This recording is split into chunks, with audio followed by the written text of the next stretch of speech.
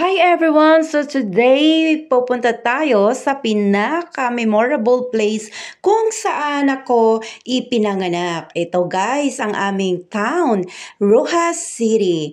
Ito ang aming pinakamagandang baybayin at mga tanawin sa aming lugar. Ito guys ay noong ako'y kabataan pa lamang, hindi pa ganito kaganda. Pero sa ngayon, sobrang ang laki ng kanyang pagbabago at talaga namang nakikita mo ang kanyang progress na sobrang ganda at pinanatili ng aming mga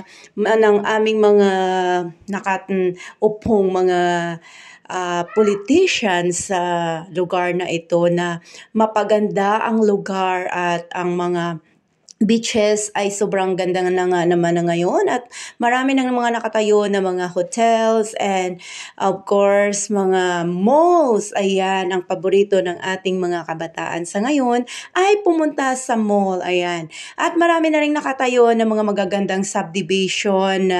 Sa subdivision na yan ay mga gagandang mga bahay na talaga namang mamamangha ka at masasabi mo na akala mo ay nasa ibang lugar ka or nasa ibang bansa ka. Pero guys, ayan, so samahan nyo lang ako sa pamamasyal or kahit saan mang lupalop ng mundo ko kayo dadalhin. Sana ay panatili nyong mapanood ang aking mga videos upang makita nyo ang iba't ibang lugar ng aking pinupuntahan. Ayan.